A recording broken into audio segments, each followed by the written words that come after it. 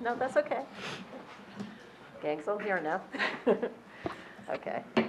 Good evening, everybody. The meeting will come to order.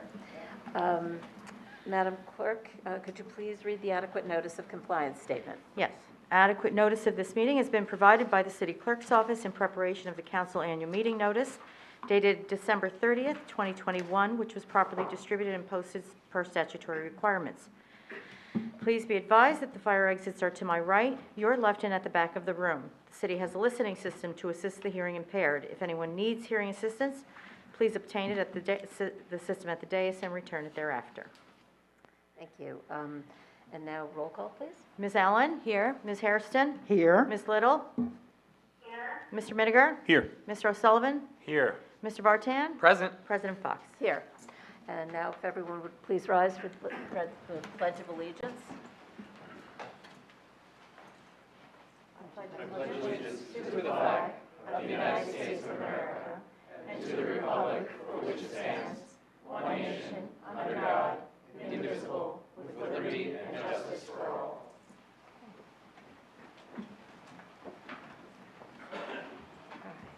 Madam Clerk, could you please read the explanatory note and about closed session and hearings and comments, please?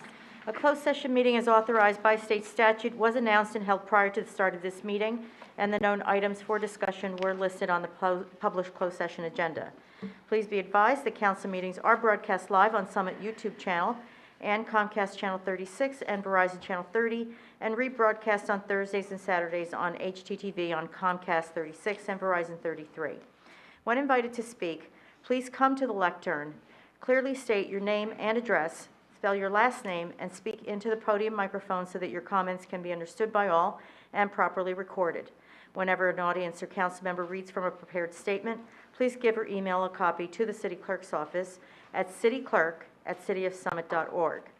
To help facilitate an orderly meeting and to permit all to be heard, speakers are asked to limit their comments to approximately 3 minutes or so in length. Unless you are using an electronic device to follow the meeting agenda or need it for professional emergency contact purposes, please turn it off. Thank you. Thank you. And now moving on to the approval of minutes. Do I hear a motion to approve the minutes of regular and closed session for May 3rd? So moved. Second. Okay. All those in favor? Aye. Any opposed? Motion carries. Okay, and moving on to reports. Madam Mayor? Thank you, Council President. Good evening, everyone. Summit's annual Memorial Day Parade and Ceremony will take place on Monday, May 30th at 10 a.m. The parade honors the men and women who have lost their lives in military service to our country. It will begin at 25 DeForest Avenue and proceed to the Village Green. All participating organizations should line up in the parking lot behind 25 DeForest Avenue at 9:30 a.m. Veterans who are unable to march may request a ride in the parade. Please meet members of the American Legion at the start of the parade route at 25 DeForest to request assistance.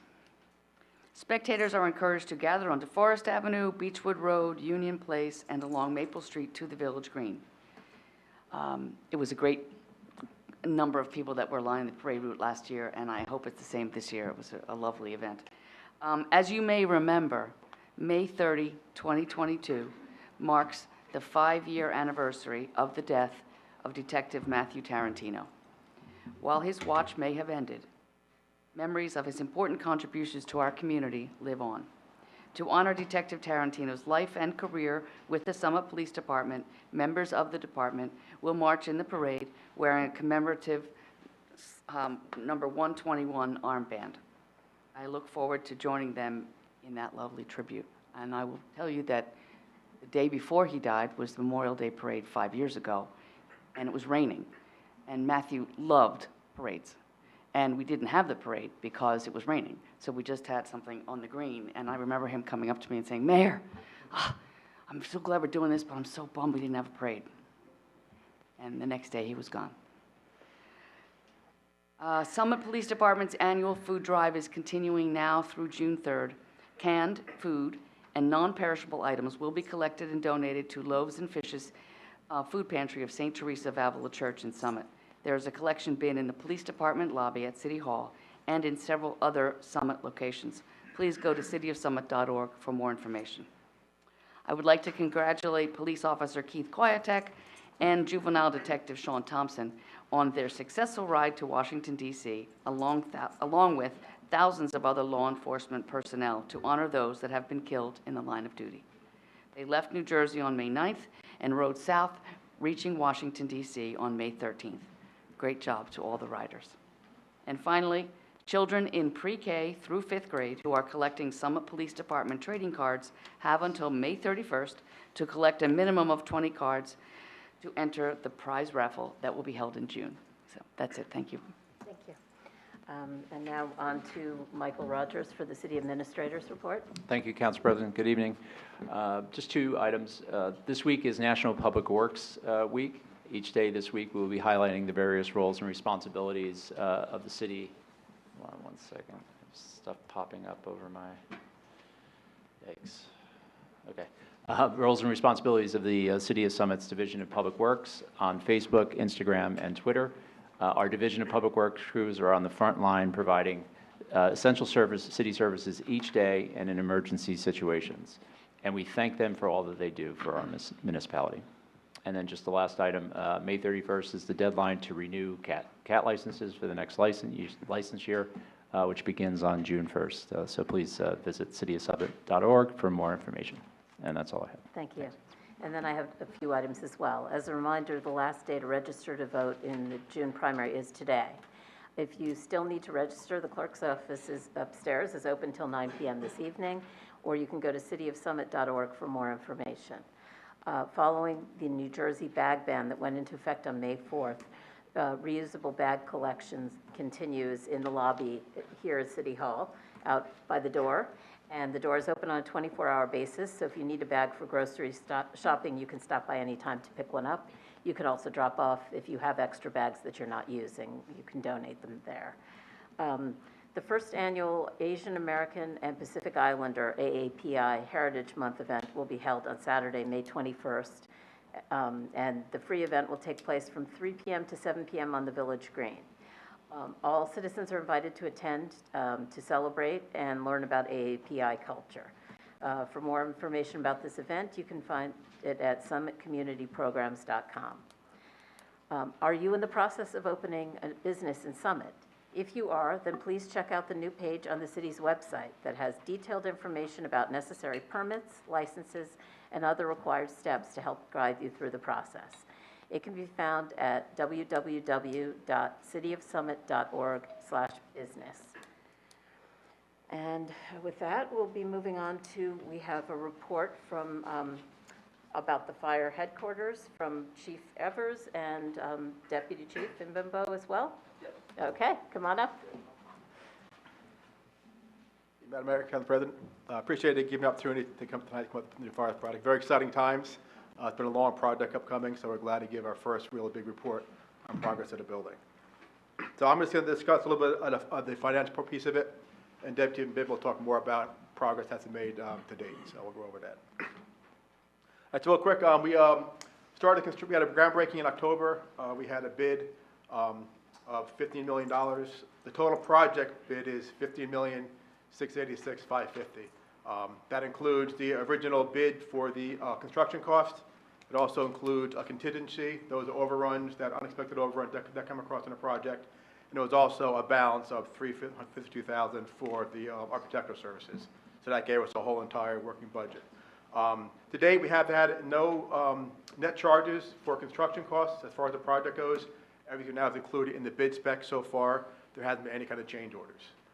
There's been a couple of discussions about it, but our team got together with architects and design team, and we felt that things were needed, so we're pretty much on track with that. There was some cost we didn't foresee, and Paul get into that a little bit more, his part of it, but New Jersey Transit had some costs we had to get. We had to get some railroad liability insurance. We also had to negotiate with New Jersey Transit to get some flagmen to protect the right-of-way. So that's a cost that really didn't think we would have to spend. We did some homework back years ago, but then that wasn't part of the product. Those are some costs that we had. So, and that came out of our contingency costs. And then the other piece of it was just the balance of the architects. We had just whatever remaining of the architects to date. So far with the project, we've paid out a little under $1 million, $9,000. That includes our pay applications for the construction cost, some of the overruns for contingencies, and then balanced on the architectural piece of it. There are two items that we foresee coming up that'll be a charge to our contingency cost. That is, as we stated before, New Jersey Transit's flagmen. They have an hourly rate. The contracts are really managing when they come on scene. Anytime they're within proximity to their right-of-way, they require flagmen. So the barometer is doing a great job on managing and controlling those costs as far as goes to New Jersey Transit flagmen. And another one, that site had monitoring wells from a neighboring business years ago. They were all clean. There is one well close to the track that had to be replaced. We had to demo it to do our construction. That well has to be replaced, and we felt that because we had to make the business owner remove it, it was only fair that, we incur that charge to replace the monitoring well. So that's one cost that's going to be coming up in the near future. So those are really the only two costs that we're going to foresee as any kind of change orders coming up with the project to date. All right. Any questions on the budget part of it? I'm happy to answer anything while I'm up here. If not, I can turn it over to Deputy. So I'm confused. One well has to be replaced, and who's the owner of that well? Sleno Dwayne. Okay. Yeah. And it's just it's a monitoring well that can anytime ground's contaminated, they call it a well. It's just a piece of pipe that goes in the ground and it measures groundwater for any kind of contaminants. Contaminants were from cleaning products from years ago. Everything was clean. Even the well that's there now, it's actually almost drinkable water, but the DEP standards are where they're at, and so it still has microscopic samples of the contaminants. So it's we're hoping that by the time this project's done, that'll clear up with all the digging. Something the groundwater gets, dispersed along the site. So hoping by the time that well gets installed, they start taking some samplings. At some point, that'll be, capped off as well. So. And what's that costing? The cost for the replace the well is $12,080. And that also includes anytime you work with the New Jersey Transit right-of-way, any worker has to go to a training class. So that includes $2,000 to send their teams. Yeah, it's a cost. So Right. Yeah, so I think the well replace was like 10 grand plus a couple grand for the training class for the workers. So that's what it comes out to be. So, ready? Thank you. Great. All right. With that, I'll turn it over to the Deputy Member.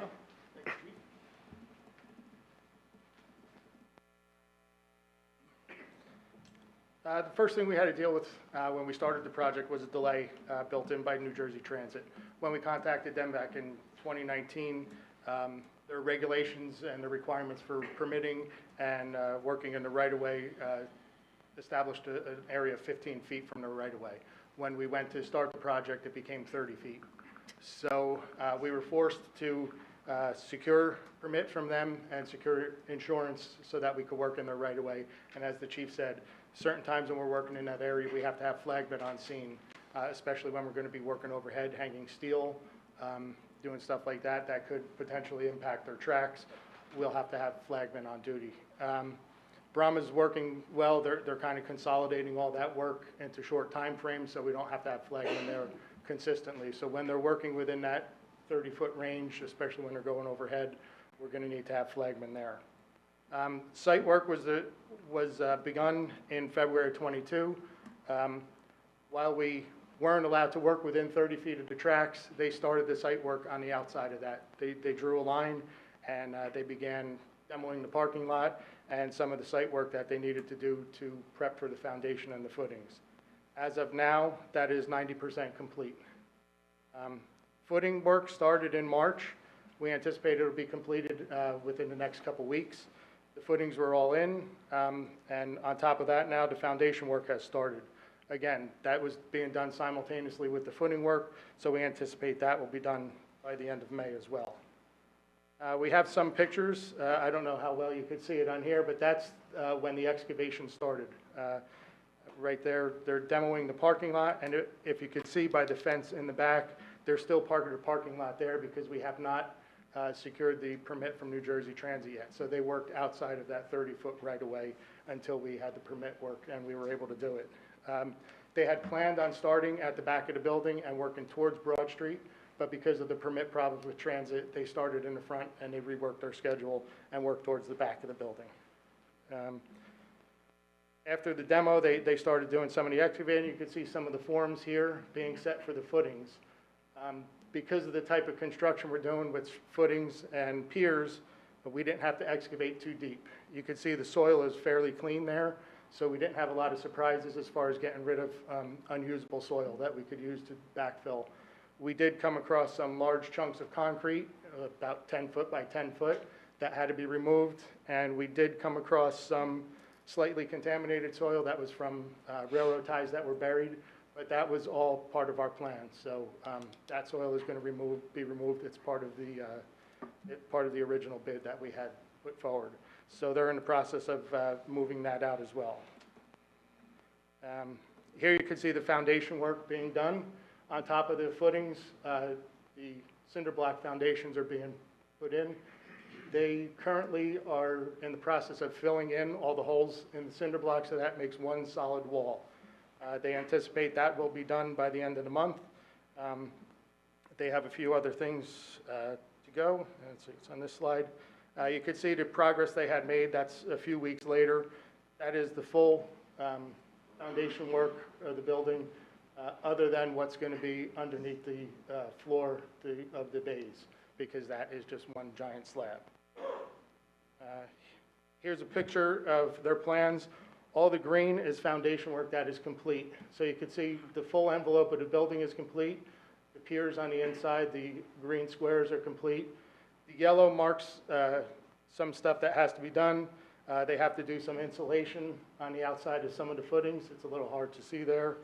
And they have some initial forms they have to install before they could backfill. But for the most part, that is complete. And like I said, within 2 weeks, that should all be completed. This is a snapshot of the schedule that we have. It's kind of hard to read, but it's actually over 1,000 lines long and several hundred columns wide, so there's no way we could actually put that up so there'd be any way we could read it. What Brahma does is gives us a snapshot every 2 weeks. When we have a construction meeting, they give us a snapshot of the next 2 weeks that we're going to be doing moving forward. This shows, I know it's hard to see, building excavation as of our last meeting was 90% complete. It shows in green the schedule for the test pit to be put in and some of the other work that's going to be done. The following steps, we're going to do site work for drainage and water retention. Most of the site work was done in the middle where the building is going to be so that they can maintain some of the parking lots to store some of the stuff that we had ordered. Brahma was, because of the problems with the supply chain, Brahma made their orders right away. When we signed the contract, they started ordering steel and other stuff that they would need, so they needed somewhere to store all that. So they left much of the parking lot in place, so if you go by there, you'll see a lot of pipe, a lot of formed concrete blocks that are going to go in, so that's all stored on the site. So what they're going to do, they're going to start work for the drainage and water retention, which is on the Salerno side of the property. So they're going to excavate what's left of the parking lot and the entrance off of Broad Street, and that's going to be where all that large corrugated pipe goes in for drainage. Foundation boring is going to have to be done for utilities, so once they finish that foundation, they have to bore for plumbing, wastewater, electric, anything that goes in from the outside has to be done. So they finish the foundation first, and then they're going to bore for that. Once they do that, they could prepare for backfilling, which would be using the dirt that's on scene. They may have to bring some others in and backfill around the whole building before they start hanging steel.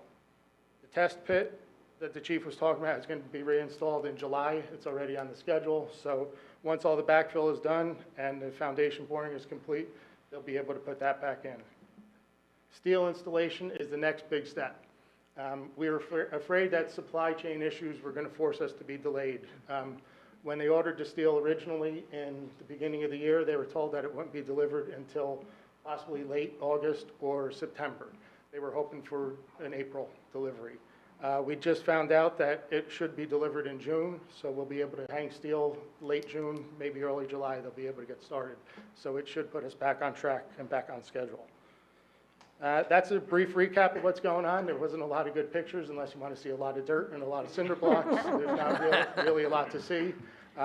But that's where we're at now. They're making really good progress. They're sticking to their schedule. They've had great weather to work, knock wood, and hope that stays. And we could hopefully be talking about finishing around this time next year.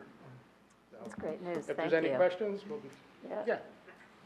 Go ahead, Council. Thank you, Councilmember Council Harrison. President. Well, thank you for that report. Chief knows I miss hearing about this on a regular basis and trying to envision it, so it's good to hear it in progress. And I was wondering if there was any disruption to the parking, the folks and Salerno Dwayne. Is there any? Salerno wasn't aware that they're going to lose the exit that they've been using into the parking lot. They have the ability to go around the back of the building. Some traffic studies they did years ago, they're not allowed to use that entrance at the traffic light as an entrance and exit. So he's going to have to reroute his exit around the back of the building to lower on, I think it's on Park Ave, they'll have to go. But we never made plans for them to be able to use our apron due to the fact that it's emergency response area. Gotcha. We're still negotiating with Mr. Leonard Way on that topic. Yeah. Oh, okay. That's kind of a topic of progress on that. So the garage? Nothing with the garage? Our parking deck? Yeah, No. Honestly, there's a lot of empty spaces there now. still empty. But once it's complete, they should have no problem with the traffic flow going in and out. That's what they're using now, and it hasn't been an issue. So we don't foresee any. I don't know if there's plans to put another exit in onto Broad Street, but that would lose spots. Okay. So everything's been working smoothly for now, so I don't see any problems in the future. Okay, any other questions? Members of council? Oh, Andy. Thank you, Council President.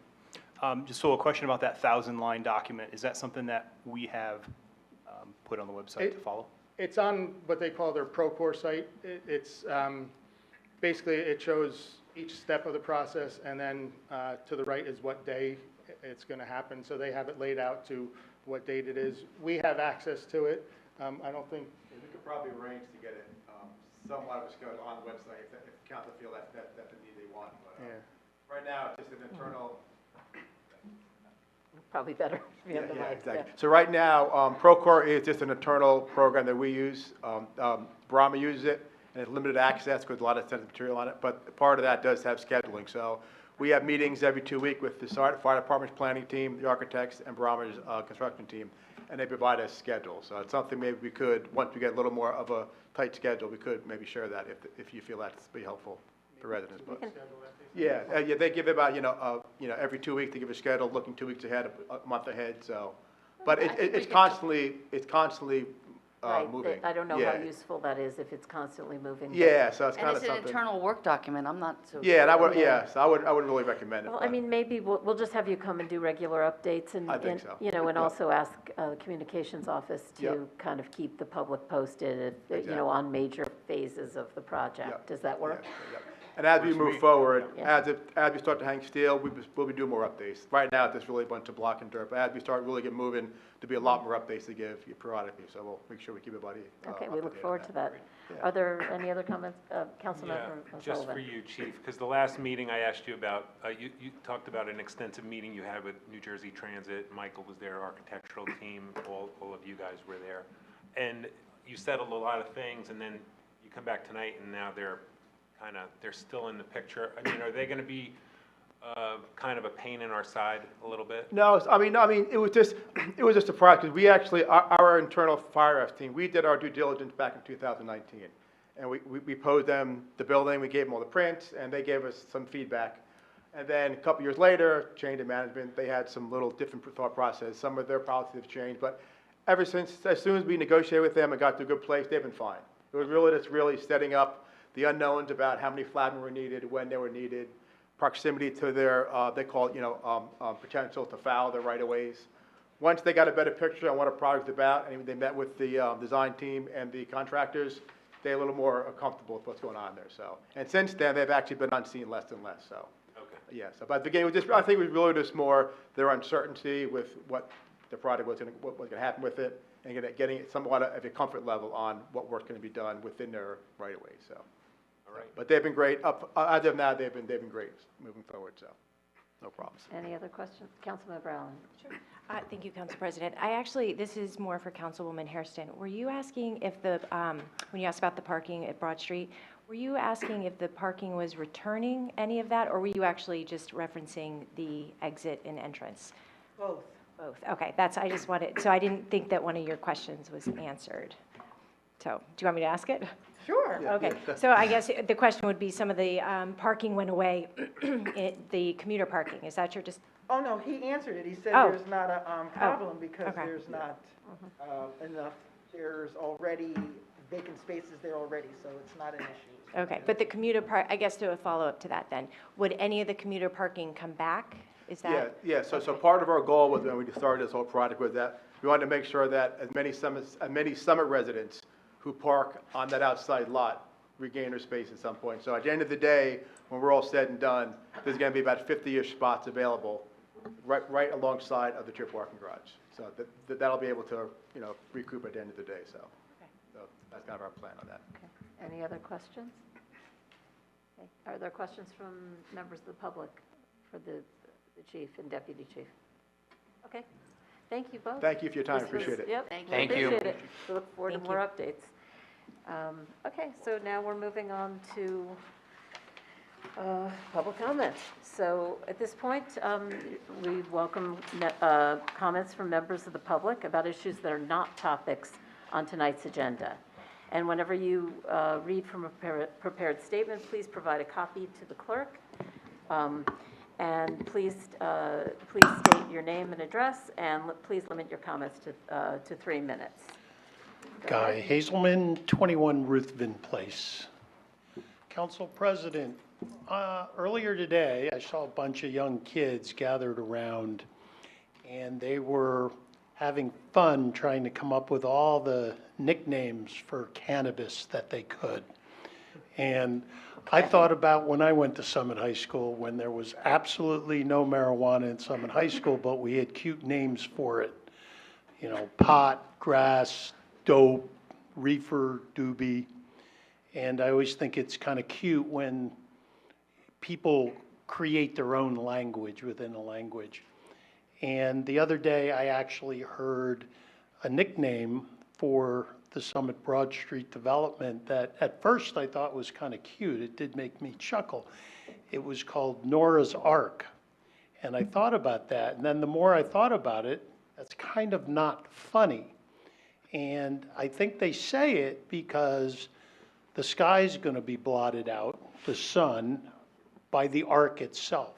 And what will rain down is not rain, but will be cars that can't get a parking spot on the ark, and they're going to rain down on the sidewalk.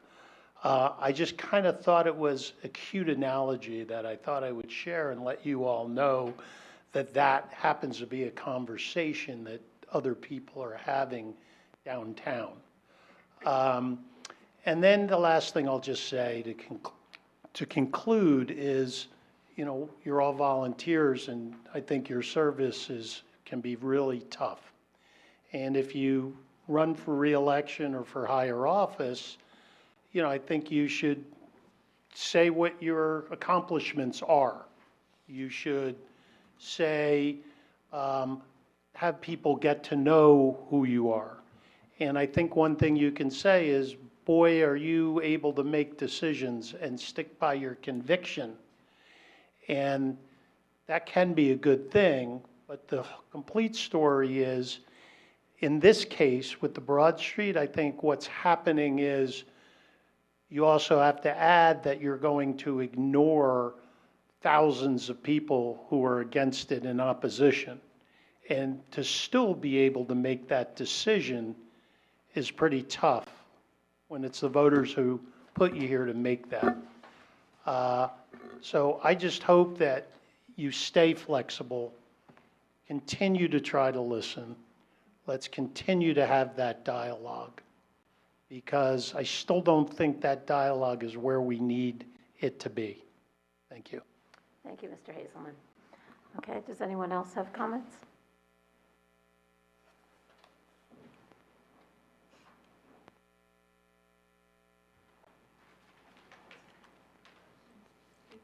Good evening.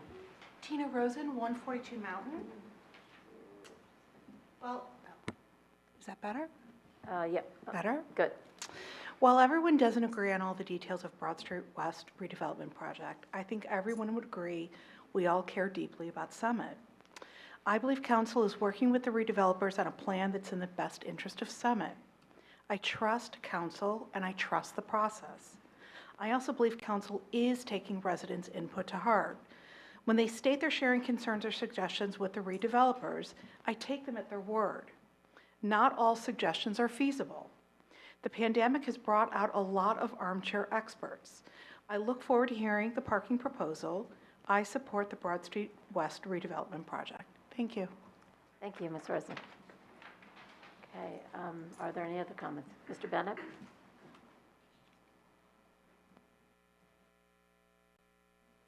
Thank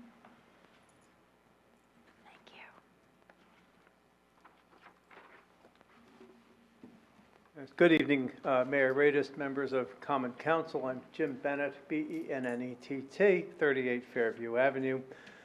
First, this is probably overdue. I'd like to thank you for the time you continue to spend on Broad Street West. Now, last night, 3 key people from the group Residents for Summit did meet with Mayor Radis, Council President Fox, and Council Member Vartan. And I'd like to thank the 3 of you for taking the time to meet and hope that the gathering was fruitful and informative. Residents for Summit has reached out to all members of council to meet in clusters of 2 or 3 to stay on the right side of the Open Public Meetings Act. And so far, we've heard from Councilmember Allen, who said she's willing to meet. But we've not yet heard from Council members O'Sullivan, Miniger, Hairston, or Little. And I hope that the 4 of you will respond favorably to the invitation and take a meeting. Your votes count as much on council as anyone else's. Thank you. Thank you, Mr. Bennett. Are there any other comments? Come on up, Mr. Hardy.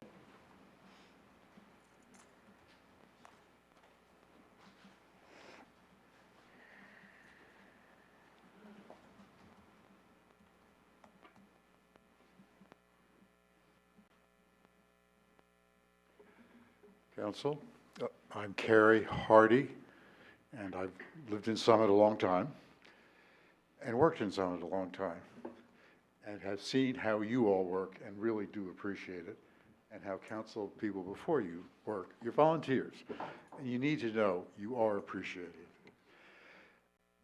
I'd like to speak to the point of just suggesting that on Broad Street West, you remain flexible and listen carefully.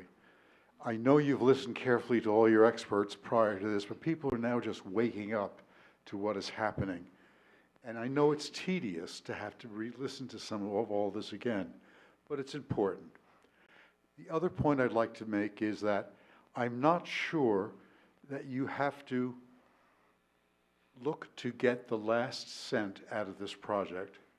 And perhaps by lowering the number of units, I know that means that would lower the sales price, but maybe that's something that needs to be done in order to conform with the development project, and also to conform with what's already in downtown Summit, basically 4.5 stories. So those things I think are important, and as we go ahead, let us all be listening. And again, I thank the three of you who met with us. We appreciate it. And that's all I have to say. Thank you. Thank you, Mr. Hardy. Okay, any other comments?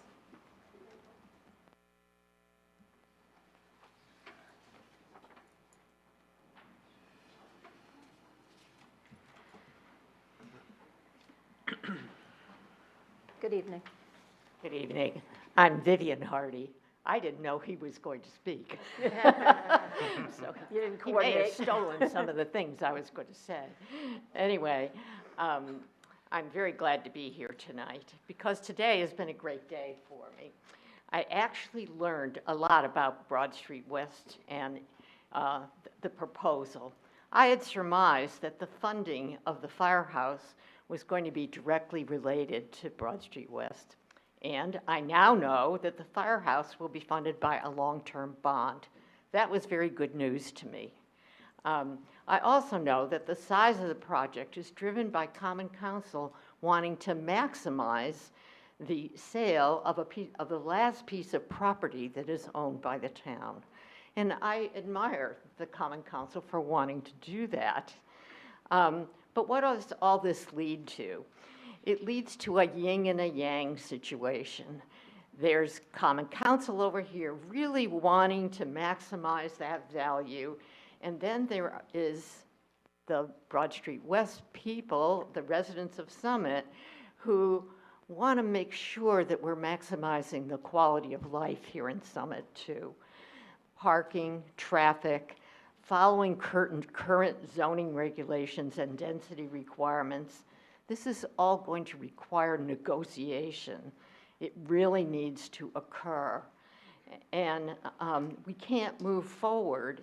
I hope you won't move forward, actually, until the parking situation has been made open to the public and part of the negotiating process. I hope all the members of Common Council will meet with the residents of Summit, as Jim formally said, and listen and represent the will of the voters. More than 1,090 people have signed the petition, and there's still more to come. That's close to 30% of the active voters of the town.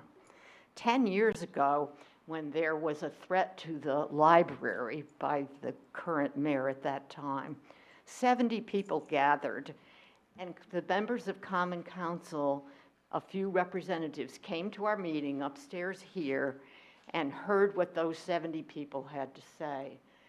It went back to Common Council, and the library was not turned into a community center, and the books stayed on the shelves.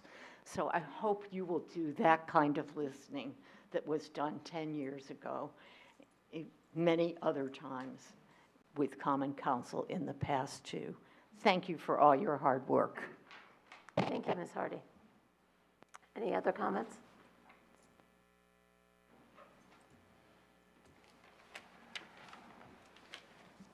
Good evening. I have come home. My name is Millie Cooper, C-O-O-P-E-R, 1 Euclid Avenue, apartment 6F.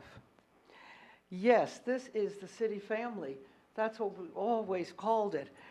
And we are all residents of Summit. That is really true. When I see Chief Evers here, I mean, I was head of council 30 years ago, as Al Dill reminded us all a few weeks ago. And we knew each other then. And then the fire department was asked to wait. Yes, indeed. We were building the city hall. And so we knew that you needed what you're getting now. So I really didn't know the agenda of tonight, and I was really thrilled to hear all about it. And you're doing a wonderful job. Congratulations. They were my boys, I used to say. They still go past my apartment, and I'm waving. They don't see me. But it's the city family. And that's what this is really about, and why I thought I would come. Because the city of Summit has had wonderful volunteers, as we've talked about. And you all are there. That's just where I sat, Greg, right there. And we had a lot of different discussions. First of all, where the city hall was going to be. You've heard all about that from me already. And most of the council really wanted it on the green, as you know, have you heard me say. And the town citizens didn't. And so we had 3 spots. This spot, the green, and the Dell, which is back of Franklin Place, which is being built in there now. And that was the 3rd place. But that was too far from town. So we came here, and we really couldn't afford. I thought they wouldn't sell it to us, the 7-Eleven, but very frankly, we couldn't afford it, which is why we have what we have here. And we didn't have enough parking. And we were very happy when we finally got the little piece of the triangle over there, the end of Chestnut, and got some parking. And when I read all about and heard all about and saw, and I thought, oh dear, this isn't really, It's just not Summit, in my opinion. And it's just too grand. And I know everyone is telling you that. But I do hope you will, and you are meeting with, it's wonderful you're meeting with people. I know the time it takes. I just can't tell you how I appreciate what you're doing. And I hope you stay in Summit long enough, like I've been able to. I'm 88, I came here as a bride 60 years ago, and someone said, why are you staying? And I said, frankly, I care about the sidewalks. I really do. And I guess that's what I'm talking about now, the sidewalks and the air above them, and the look of our town, and the great love that people have, and you have, or you wouldn't be sitting here. Yes, I mean, it's, you run for office, but, office in a small town, it really isn't, it's just a giving of yourself. That's what you're doing. So I thank you, and I trust you, because down through the years, I had other things I was going to tell you about the Collins plan that you probably don't even know about, but that was the air over the train station, which was going to be built up high, and Mayor Bennett was the mayor at that point, and everybody said they didn't want that, and it was back and forth. That was in the 70s. But I'm not going to go on any longer. I just love you all, and thank you very, very much, and care about the sidewalks. Okay. Thank you. Yes, go ahead, Mayor. Thank you, Millie. I appreciate all your thoughts and comments. I just want to say that you please sit down. That I often have groups of Girl Scouts, Boy Scouts, Daisies, and come in to do a tour, and I always have them talk to me first and then get the tour of the police department, because that's so much more exciting than what I have to say. So I don't let them go first. And they all want to know the history of this building.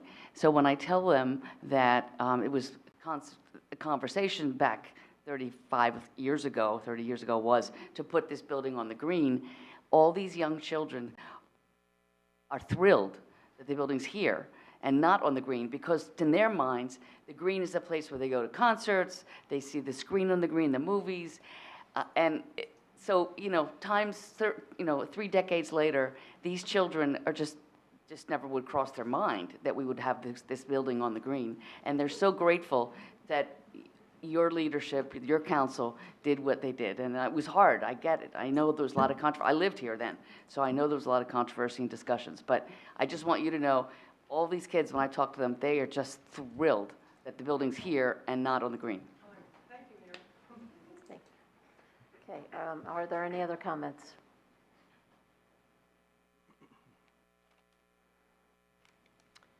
Deborah Oliver, 37 Tulip Street. What I wanted to accomplish tonight was to re-deliver the petition, but it's, I guess, just a cover letter in support of Residents for Summit. This was previously delivered on April 11th, and I don't remember what the exact protocol is, but the cover letter is the same, and I wrote it. And this is an updating. The number of people that have signed the petition is now 1,087, plus a couple. That's what Millie included in her comment.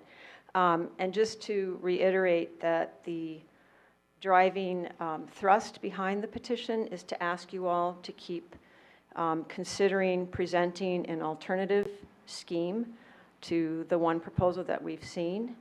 And as before, the concerns of the people that have been signing this petition is that the building is too big for the site, it's too tall, it's too dense, and then there's concomitant parking issues, and as other people believe, traffic issues, and even some school-related issues. And I just want to refresh the memory from the last time this was presented, that the whole point of the redevelopment plan that's part of our zoning code and of the master plan upon which it is based is to encourage architecture that is characteristic of Summit and that has traditional scale and styling that emulates Summit's architecture and urban design. And the reason why things like the master plan, which was re-examined in 2016, and the redevelopment plan upon which it was based, that it is based upon, are important is because they lend some predictability and they ensure that the things that we care most about, that preserve the character of Summit, are maintained. So what I want to just bring to the attention of all of you is that the reason why this building looks so huge to all of us, and we don't need to have any special training or certifications, is that because it is double the allowable density that the redevelopment plan, which is now the zoning code for that area, allows. And specifically, the 3 city-owned lots and the 1 private-owned lot that underlie the proposed housing building add up to about 1.6 acres.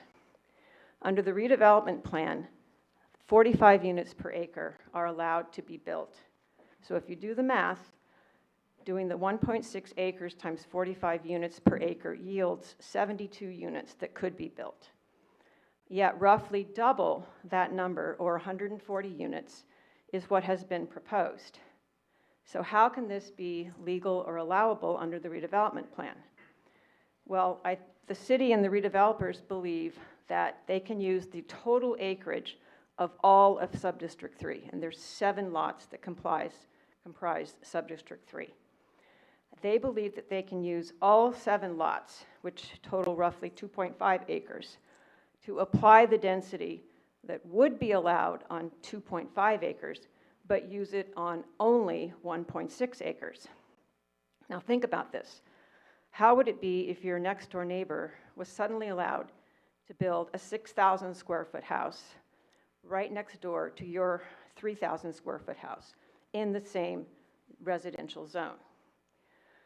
The result of this is double the allowable density, and that's why we don't need anything special, and our eyes can tell us, no special training, that this building is too large for the piece of property that it's on, or the 4 assembled properties that it's on. So my question is, how does council plan to address the discrepancy between what is allowed by the redevelopment plan and what the proposal is outlining, the proposal that's on the table? Thank you, and thank you for continuing to listen. Thank you, Ms. Oliver. Should I hand this to you, Rosemary? Yes. Thank you. All right, are there any other comments from members of the public? Okay. Did you want to cover the? Yes.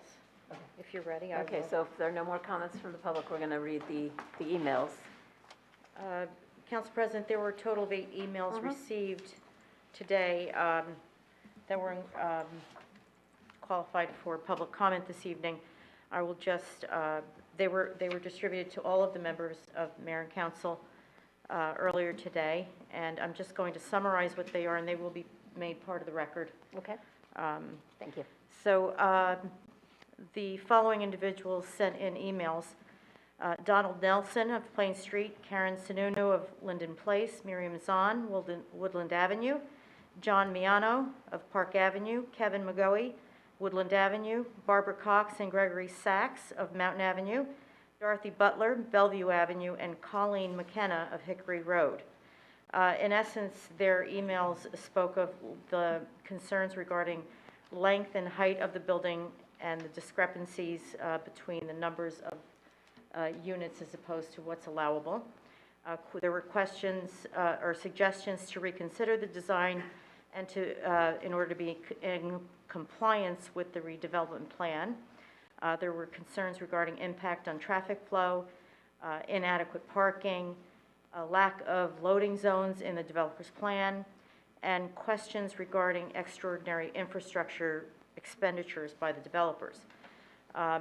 Earlier today, Council President, I gave you the list of questions that came with that, so if you'd like to I'll take work my on way that. through them. Okay. Okay, thank you, Madam Clerk. So first of all, I'd like to address just a couple of things that were said previously by the folks who are in the room. Ms. Hardy mentioned that council's goal was to maximize the value of the property as compared to the residents who are maximizing the quality of life, and I couldn't agree less with that characterization. We, as council members, are trying to balance the value of the property to make sure that we get the best value we can for the property while still preserving the quality of life for our residents. But quality of life for our residents means a lot of things. It means being able to provide affordable housing. It means being able to provide amenities in the downtown area, to provide people living in the downtown, living in the Broad Street West area, who will then be able to patronize downtown businesses and keep those businesses healthy. It's activating an area that's right now, quite frankly, very ugly and kind of desolate. And this will be an area where people will live and people will visit, and it will be a very positive thing, and it will become landscaped, and it'll be much more attractive than it is now. And I know that people have differing views on the size of the building, and we're hearing a lot from people who've been attending the meetings about the size of the building, but there is a balancing that we have to do. And I just want to reinforce that it's not just maximizing the monetary value, it's all the other things that come with this building that are important, that are consistent with the master plan, that are consistent with the redevelopment plan, and so just wanted to clarify that. Moving on, so we had one of the arguments that we received was that there was a lack of loading zones in the developer's plans, and I just want to explain that what's been presented so far are conceptual plans, and the designation of loading zones and other similar issues are addressed at the planning board stage during the site plan approval. So that is not an infirmity in the plan, as Mr. Miana, was it Miana who said that? Marion Zahn, okay. All right. Donald Nelson's questions were why discrepancies regarding the length of the building. There are not discrepancies. The length of the building is measured as the DRO, the Development Regulations Ordinance, requires that it be done. And why is the building higher than provided in the redevelopment plan? The redevelopment plan allows for up to 5 stories or 70 feet, so it is not higher. So the question that I believe Ms. Oliver also asked, how do we produce up to 140 units when the redevelopment plan provides in the guidance for 72 units? As Ms. Oliver pointed out, the entire Subdistrict 3 allows a density of up to 155 units. When we wrote the redevelopment plan, we had anticipated that we would be able to acquire all those properties. But 3 years later, we learned a little bit, and we discovered that some of the property owners didn't want to participate in this process. And so because some of those properties were not available to the redevelopers, the density is focused on the city-owned lots. And this is allowable under the redevelopment law. And this density is necessary to effectuate the city's goals. And it was anticipated in the redevelopment plan. It said it could be up to 5 stories. And that's what we're doing. The redevelopment plan will be amended, and there's a process for doing so, and we will go through that process. When we created the redevelopment plan, we wrote it, we did an ordinance here to introduce it here in the council chambers, then it goes to the planning board for a consistency with the master plan, a determination of consistency, and then it comes back and we have a hearing. And that same so there's nothing magical about the redevelopment plan. It is something that was created. We learned things as time went on, as we were negotiating this process, and this is, I've been told, extremely common that redevelopment plans are amended, and we will go through that public process. So that's what we'll be doing. There was a question about the parking analysis, about the total impact of closing Maple Street to traffic. So Maple Street has been closed only on a temporary basis. So, and that's only till November of this year. So we won't be even, the earliest that construction would start on Broad Street West would be in probably the summer of 2023. So there isn't any conflict with the parking at this point. We will be presenting we're finalizing a parking plan right now. We will be presenting it to the public at a special meeting, and we will be replacing all the lost parking in Subdistrict 3. So development of Subdistrict 3, once occupied, will help the downtown businesses by providing customers within walking distance of the downtown, contrary to Ms. Zahns' statement that this will harm the businesses. The proposed Broad Street West building design does not, Ms. Zahn's next statement is that the design does not conform with the master plan. And that is not correct. It is consistent with the master plan. We will be going through, when we do make changes to the redevelopment plan, we will be going through a consistency determination, and that's a public process, but it will be, the redevelopment plan will be amended to conform to the project. Then the next question is, with the exception of Ms. Allen, why aren't council members responding to the comments made by residents and Mr. Carlos Rodriguez?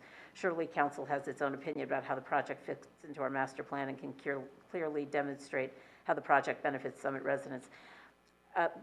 Members of council have spent a lot of time responding to many, many emails, and also we've been meeting with members of the public, taking phone calls. We all come to these meetings and listen to comments and respond to them. So, there are some issues that are still being negotiated, such as parking, and so not all the issues have been resolved, and there's some things that we're not able to go out and talk about in public yet, but we are working through that process.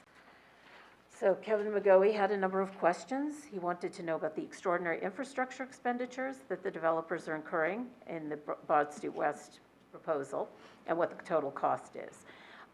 First of all, the redeveloper is going to be demolishing 7 Cedar Street and the firehouse.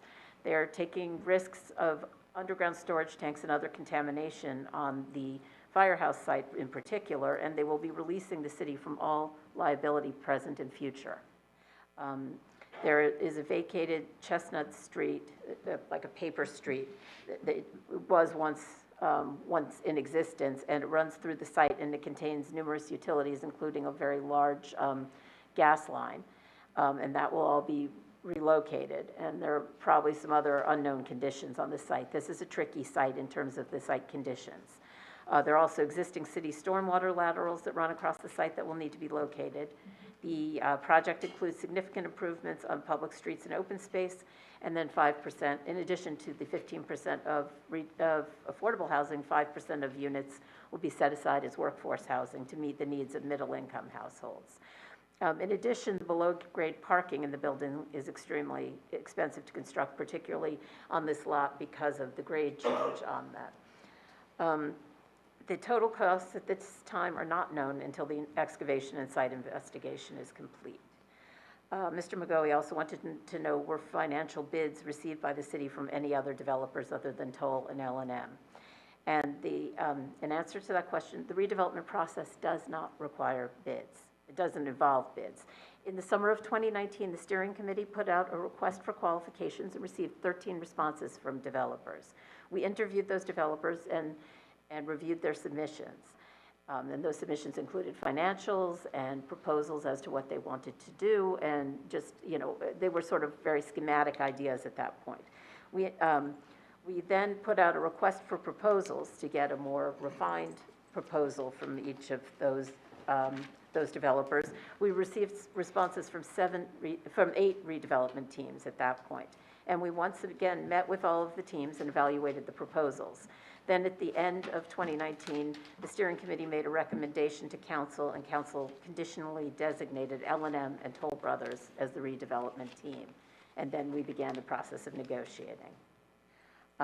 Let's see, the next question was, there's a lot of questions, there's a long question about financials, which it's a lot of questions sort of rolled into one. So the answer to that is that Dr. Powell, who is the city's financial advisor, will be present at our special meeting to answer questions. And many of the questions that Mr. McGoey has asked were answered in the video link on the city's website of Dr. Powell's presentation. Mr. McGoey also said that the $1.75 million RAB loan if the city is paying that back, why is it fair to say that the city is receiving $8 million from the sale of the land rather than $6.25 million because we have to pay back the RAB bond? So we'll be receiving $8 million for the purchase price of this property when the sale closes. The $1.7 million RAP bond will be paid back by a stream of income from the pilot over a period of 30 years. And as I'm sure you all know, it's more valuable to receive $8 million at closing and pay out the $1.7 million over 30 years than to reduce the purchase price to $6.25 at the closing. So that's the answer to that question. Mr. McGoey wanted to know about workforce housing. We are working with our affordable housing administrator on the details of the program, but workforce housing generally is for people who make 120% of the regional median income. He asked how the rental price of these workforce units would compare to other similarly sized apartments in Summit, and I don't know the answer to that. He also asked if the 7 workforce housing units are affordable, technically affordable housing, and therefore allow the developers to claim a 20% affordable rate, which would allow them to qualify for tax incentives. And the answer is no, workforce units are not considered affordable housing units under the state law and do not qualify for tax incentives. So that answers all the questions that have been written. So with that, I'm going to close the comment period, and we'll move on to the regular agenda. All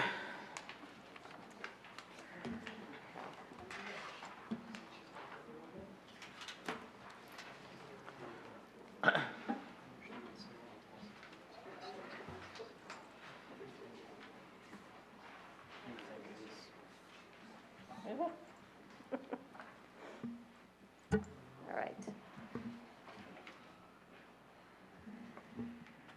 Okay, so we'll now move on to ordinances for introduction. We have a few finance ones. Madam Clerk, could you please read the first ordinance?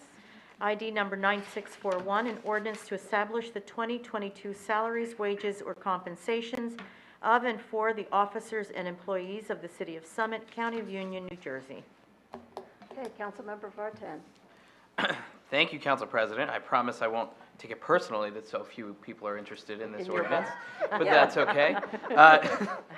This is ordinance number 9641. This ordinance establishes salaries, wages, and compensation for all the employees of the City of Summit for 2022.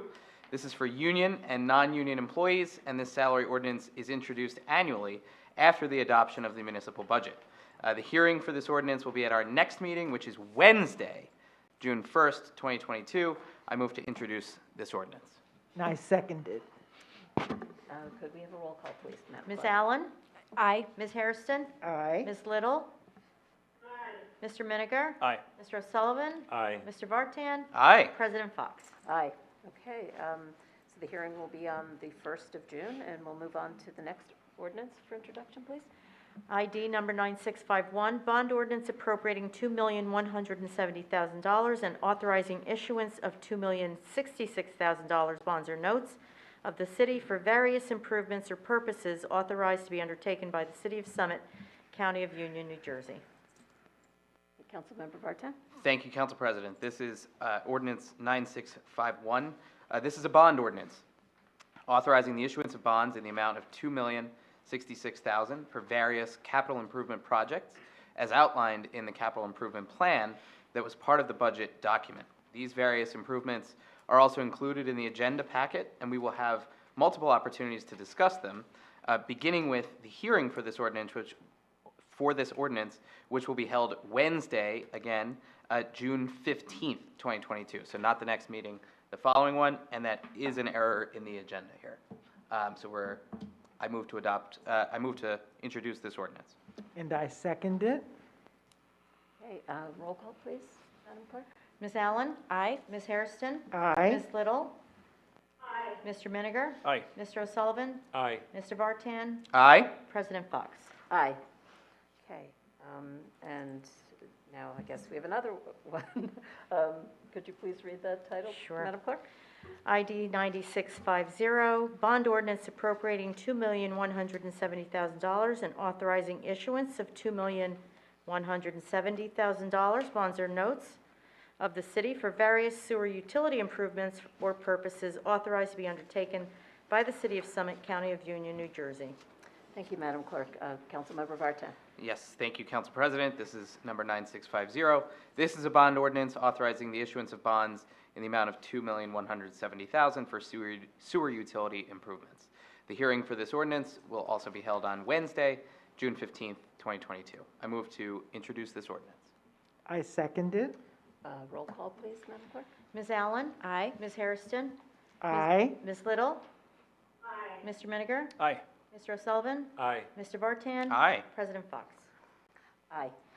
So we just got a note, the bonding attorney said it's June 1st, not June 15th for Okay. the hearing. So So we stand corrected. We were wrong. Okay.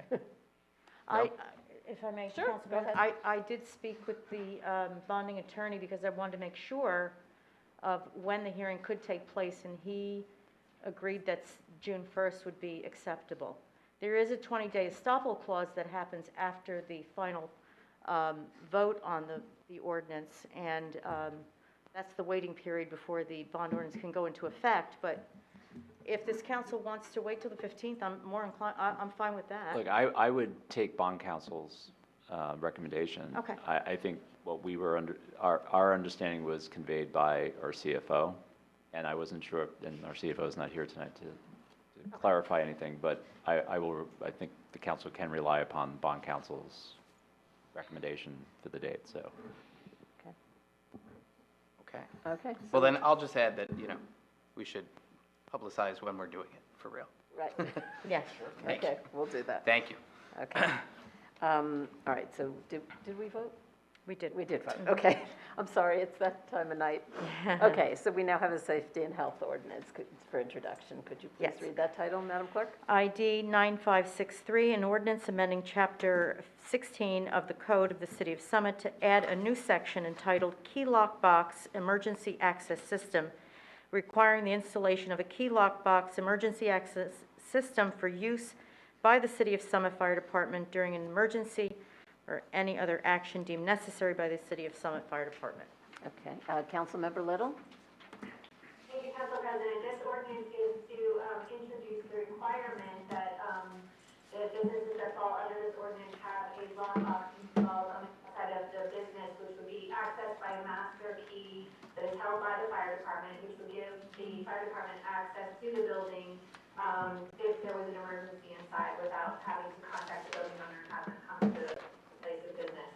So in the past, we have highly encouraged these during the fire inspection, but at this point, more and more municipalities are using this system and in the interest of health and safety, and also the time that is required for crews to be on site to wait for the access. We are now going to move to require these to be installed on the outside of the building, and that will be we will be looking at those during the annual fire inspections, making sure that that is accomplished, and that will just allow for easier access in the case of an emergency. So I am introducing this ordinance tonight for introduction. I second. Could we have a roll call vote, please? Ms. Allen? Aye. Ms. Hairston? Aye. Ms. Little? Aye. Mr. Miniger? Aye. Mr. O'Sullivan? Aye. Mr. Vartan? Aye. President Fox? Aye. Okay, motion carries. So we're now moving on to resolutions.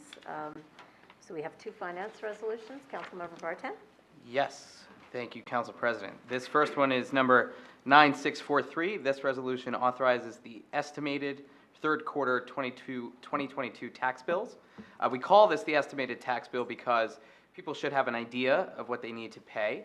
And while we know for sure the municipal, library, school, and school debt rate, we do not yet know the Union County rates because they have not been stricken. So the estimated tax bills are likely to be slightly higher than what will ultimately be owed. A final reconciled tax bill that is not an estimate, an actual bill, will be issued for the fourth quarter 2022 and Q1 and Q2 of 2023. I move to adopt this resolution. I second it. Are there any comments from members of council? Comments from members of the public? Okay, hearing none. All those, did you have something, Councilmember Allen? Nope. You're just smiling. Nope, just smiling. Okay, all right, fair enough. Okay, all those in favor? Aye. Aye. Any opposed? Motion carries. And then we have a second finance resolution. Yes, thank you, Council President. This is number 9642. This resolution authorizes the schedule of school levy payments. 3 points of clarification and information. First, the city collects the taxes and then promptly pays them to the schools. Second, council passed a similar resolution earlier this year, but the fiscal year for the schools is July to June, whereas the city's fiscal year is the calendar year. This updates the payment amounts accordingly. And third, the dates are as close to the first of the month as possible, and the amount to be paid is $5,813,983 on a monthly basis. I move to adopt this resolution. I second it. Are there any comments from members of council? Comments from members of the public? All those in favor? Aye. Any opposed? Motion carries. So we're now moving on to law and labor. Councilmember Hairston. Thank you, Council President. Introducing ID number 9628, which is to grant a person-to-person liquor license transfer for Summit Beverage King LLC. And this would be on August 2009, Mr. Marshall Weinman and Mr. Ivan Ruiz, through a supplemental memorandum of understanding, purchased a plenary retail distribution liquor license known as Summit Beverage King. On October 25th, 2021, Mr. Weinman and Mr. Ruiz, through an assignment of membership interest agreement, Mr. Weinman has transferred his ownership to Mr. Ruiz. Mr. Ruiz is now the sole owner of the plenary retail distribution liquor license known as Summit Beverage King. Mr. Ruiz has filed a liquor license transfer application with the city clerk's office to finalize this transaction and is qualified to be licensed according to all standards established by Title 33 of the New Jersey statutes. So I recommend this resolution be approved to grant the transfer of the plenary retail distribution liquor license. I second. Okay, are there any comments from members of council?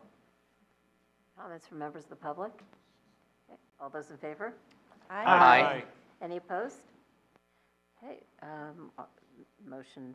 the resolution passes, and we'll move on to law and labor number 2. Councilmember Hairston. Thank you, Council President. ID number 9662 is to authorize sick leave with pay for fire department employee, and this was as a result of our closed session discussion that our current FMBA contract allows for sick leave, and per the recommendation of our fire chief and approval of the city administrator, said firefighter is hereby granted an extension of sick leave with pay through July 30th. And we absolutely wish our firefighter all the health concerns to be taken care of during this leave. And I You moved. You moved it? I move this resolution forward. I second. Okay. Thank you. Are there any comments from members of council? Comments from members of the public? Okay. Yes, come on up, Chief. Our firefighter Lon asked me to say something. He appreciates council's past decision to extend his sick leave. He also appreciates now moving forward. He's been battling a very difficult type of cancer. He just wanted me to tell council he really appreciates it, and he thanks all the staff that is supporting him and his family. Well, we wish him all the best, and we're thinking of him. We didn't want to say anything, for Yeah, his privacy, but he asked me to yes. come up. He No, really of wanted course. to express Of in the course. public that his appreciation to council for supporting him. So And we are, yes, and we do support him, and we wish him all the best. Great, thank you. Thank you, Chief. All right. So moving on, we have to vote. vote. Yes, right. Okay, so all those in favor? Aye. And any opposed? Motion carries. Okay, so we have one safety and health resolution. Councilmember Little. Thank you, Council President. Safety and Health Resolution 9653 is to declare a vacancy in the police department for the position of police sergeant and police officer. This is pursuant to our closed session discussion. We discussed the impending retirement of Sergeant Peter Frank, who has served the city well and with distinction for over 27 years, and he has announced his well-deserved retirement, which will take place on July 1st, 2022. So we would like to declare a vacancy in the police department, both for the position of sergeant to replace Sergeant Frank and the position of police officer, since we will be promoting a police officer to that sergeant position. So I ask that we approve this resolution. I second. Are there any comments from members of council? Comments from members of the public? Okay, hearing none, all those in favor? Aye. Any opposed? Motion carries. Okay, now we're moving on. We have 3 capital projects and community services resolutions. Councilmember O'Sullivan, would you like to take number 1, please? Thank you, Council President. This is ID number 9583, to award the bid for curbside collection and marketing of recycling materials, recycling July 2022 through June of 2024. Rand Sanitation of Plainfield was the sole bidder for the contract for curbside collection and marketing of recycling materials. The contract will begin in July of this year and continue through June of 2024. There are no extension options on this contract. If the resolution passes tonight, the contract will be for curbside collection for approximately 8,000 residential units in 8 government buildings. The ongoing global downturn in the recycling market has made this a more costly line item for the city. The cost of this 2-year contract with Grand Sanitation will be $1,681,600, which is a 66% increase over the previous 2-year contract. In recent years, the City of Summit and many other municipalities actually made money on these contracts by shipping this material to Asian markets. Those markets are no longer available in the state of New Jersey, and most other states don't have the waste infrastructure, and the secondary market is very limited. Under this new contract, there are a couple of important changes that our residents need to be aware of. Currently, the city offers dual stream curbside pickup on Thursdays. That will be changing to single stream pickup 5 days per week on the residents' trash pickup day. Residents should put clean and dry recycling into covered containers at the curb on their household garbage pickup day. Plastic bags are prohibited and will not be collected.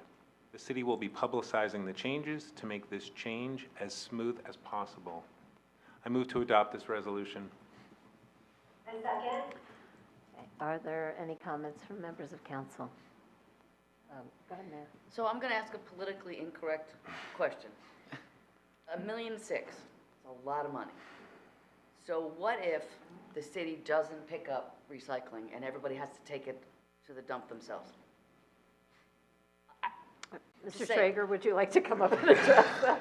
I think that's probably going to be a non-starter. I but- understand, but,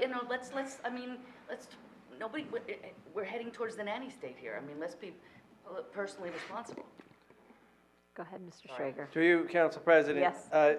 Yes, so on it wouldn't remove the $1.6 million fully, because now we would be looking at installing a lot of dumpsters at our facility. Right, true. To accommodate it. Now, we're paying the tipping fee on that and probably hiring our own people. Could it be a few dollars cheaper? Possibly. We don't have a full analysis of that cost, but there definitely would be a bigger cost to us. If we could even fit what we would need to collect all the recycling, you need about 3 or 4 times what we have there in terms of dumpsters, so. So the big cost is because we have no one's taking recycling. No one's taking it. Unfortunately for us, we're bidding at a time, if you've seen the cost of diesel gas, Yep. which it's really a two-headed monster with no one's taking it. The cost of transporting it now with the gas prices, which there's no sign of it coming down, it's not the ideal time. Really, we need to focus on just reducing our consumption of plastics. That's the only way we could get it to go down. But that wouldn't take, that would be 2 years before the next contract when we could show we have less numbers. Right. So reduce, reuse, recycle, and we Americans went for the easy one, the low-hanging fruit, which is recycle, because it didn't really make us change our habits. But reducing would change our habits, and, all right, okay, Yep. just curious. Thank you for indulging me. Can you just quickly go over what single stream is for people at home who might not be familiar with what single stream recycling is as compared to dual stream? Yes, where you might have your cardboard and paper separate from what's called commingled, which is the aluminum and glass, now it's all being picked up at once in the same truck. It doesn't really change anything. I mean, if it's put out in 2 cans, it will be picked up that way. It's easier for the company to collect it that way, but there's a little bigger cost on them than getting it sorted on the end use. So that's essentially nothing would change, but it could be in one barrel. If people have not that much to recycle, they could just put 1 barrel with everything together. If they still put it out separately, that's fine as well. Great, thank you for explaining that. Councilmember Miniger. Thank you, Council President. Might as well just hang out. It's not really a question, it's just an observation. This single stream, I think, at least to me, it seems easier. There's a potential that this would encourage more recycling, and it could have a benefit, maybe reduction in tip fees on the trash pickup side. Yeah, it could, absolutely. Some people might have found it tedious to actually split them up, that some stuff just got thrown out. So it could, in that, I didn't look at it that way, but it definitely could benefit us that way.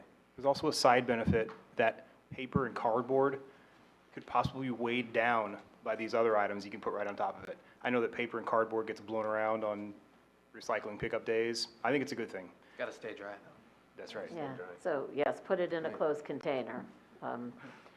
The other thing I'm wondering is if there's going to be any change in behavior, because trash day and recycling day are the same day. So it might encourage people to actually use the correct can for the correct items.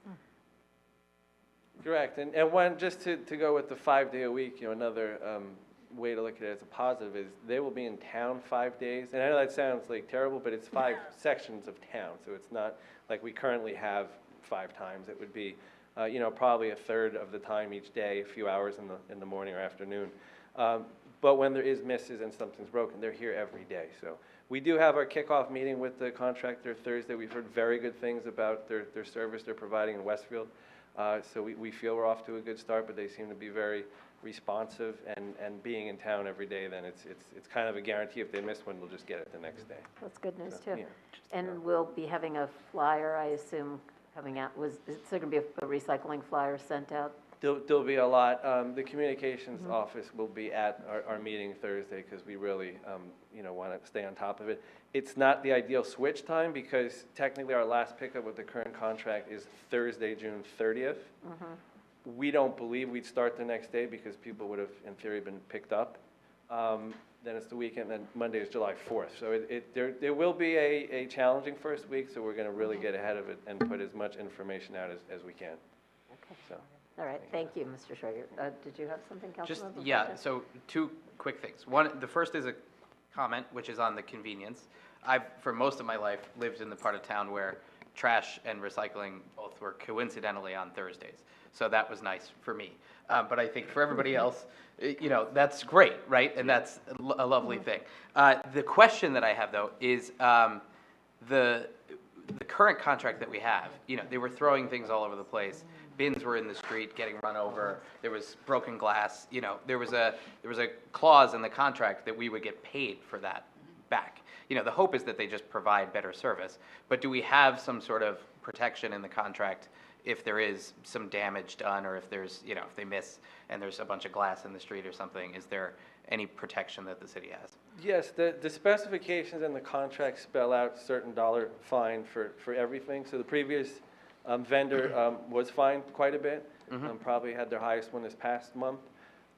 So there was some money we did withhold based on that. We had a crew that would follow them periodically to get those for broken containers, thrown containers, messes, broken glass, broken down vehicles. There's a whole list that we do fine them for. Excellent. Yeah. Thank you. What is the provision for holidays for recycling? Will there be holiday pickups, or? We'll know more after the Thursday meeting. Okay. We believe so, but and we're starting with holidays, so we're going to learn pretty quickly what they do. So they already indicated that they may double up, or they might do a Saturday. So, Okay. but we intend to do a full, to have a flyer that just details all pickup dates and the makeup date. Okay, great, thank you. Any other questions from, sorry, Councilmember Little. Thank you, Just remember to look over there. I just wanted to reiterate, as current co-chair of capital projects and former chair, we've been working on these issues for a long time regarding recycling in the different markets and reducing the trash and the costs and the tipping fees that we experience as a city. It's an area that we've tried to be really proactive and creative. We did a lot of work in looking at the recycling contractors. This contractor is currently used by the city of Westfield, and they've been really happy with this contractor, so we hope that there are less issues with customer service.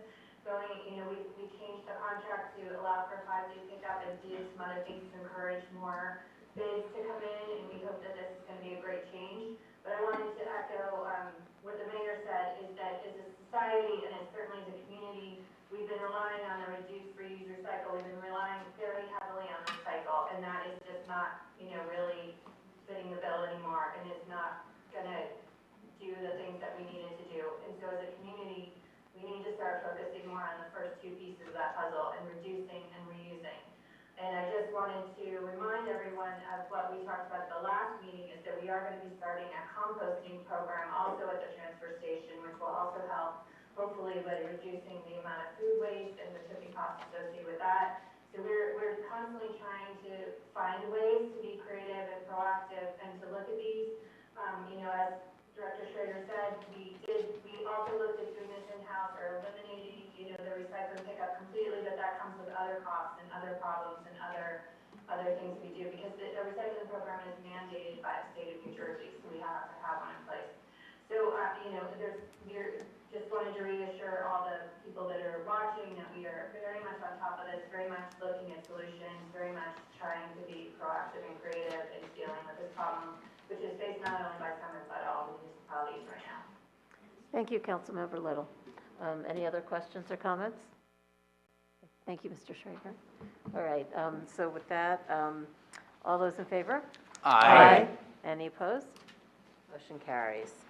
All right, now we're moving on to capital projects number 2. Thank you, Council President. This is ID number 9645, authorizing the submission of federal appropriations request to support the Summit Parkline Project, Phase 2. Federal appropriations committees are soliciting community project funding requests from individual congressional offices for fiscal year 2023.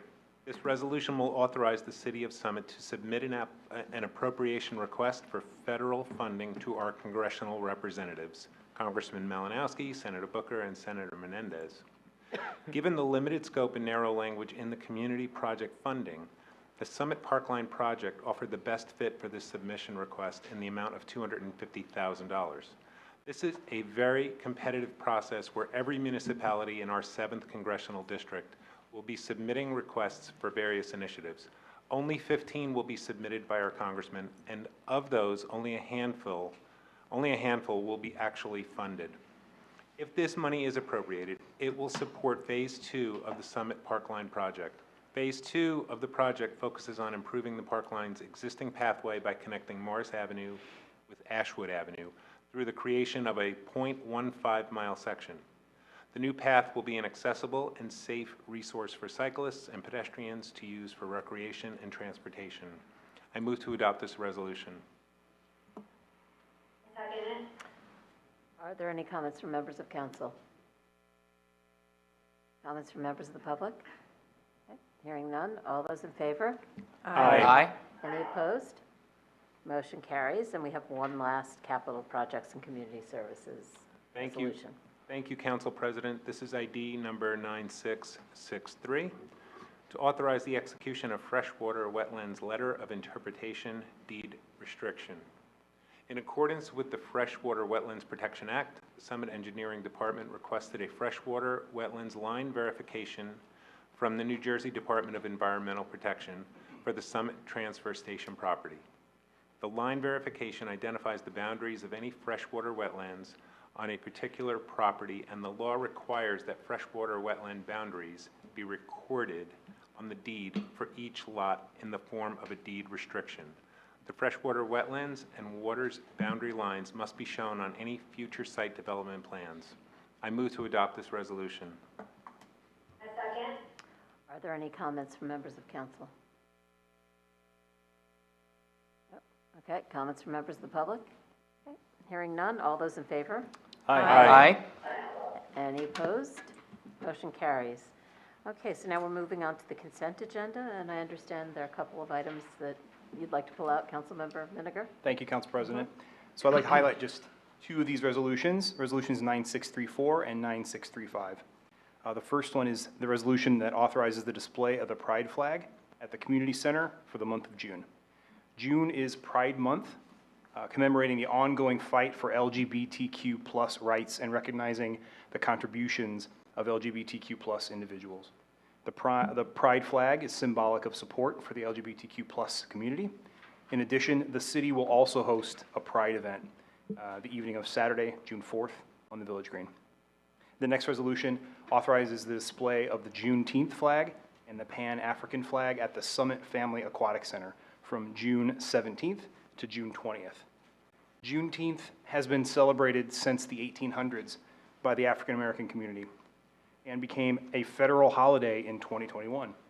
The end of slavery was a victory for humanity, and its commemoration at the federal level acknowledges Black joy, resistance, and ingenuity in the face of that oppression.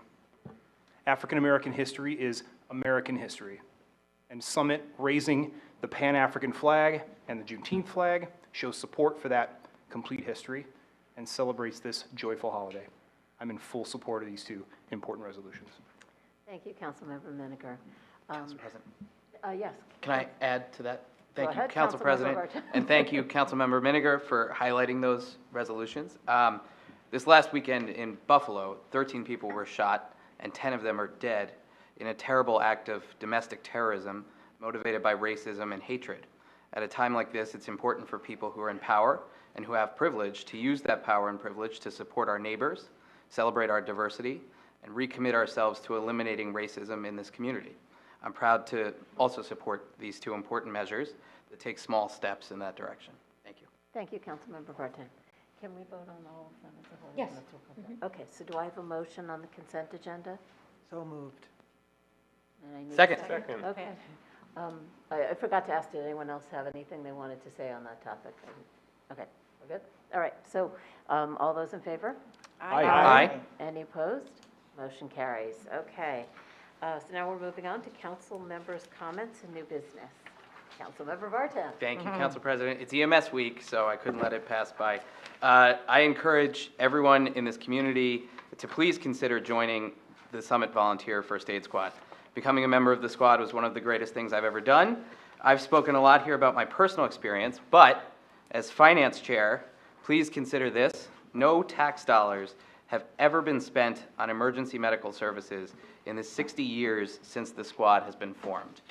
So the way to ensure that that continues is that the squad have enough members to continue to operate 24 hours a day, 7 days a week, 365 days a year. So please go to the website summitEMS.org and please consider giving back to the community through the squad. Thank you very much. Okay. Any other comments from anyone? Any members of council? Oh, Councilmember Hairston.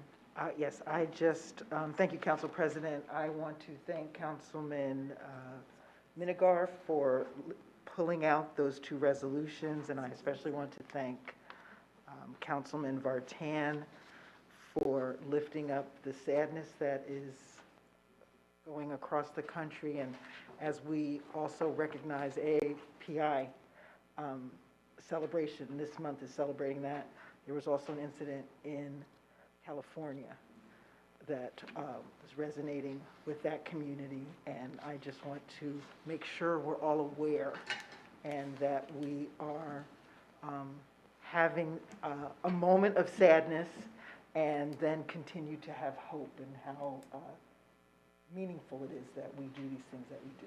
So thank you. Thank you, Councilmember Hairston. Any other comments from members of council? Council President, I just want to say, I didn't know about California, but I think it is a really difficult time across the country. As we're coming out of the pandemic, we sort of thought that life would just go back to normal and things would just feel better. And I think the reality is we're just still stuck in a place where things sometimes don't make sense. And I feel very lucky to be in a community like Summit, where there is an enormous amount of diversity, enormous amount of empathy and care. And so my hearts and prayers go out to the families across the country who have lost those in tragedy. So, Thank you, Councilman Allen. Any other comments? All right, do I have a motion to adjourn? so moved. Second. Okay, all those in favor? Aye. Look at that.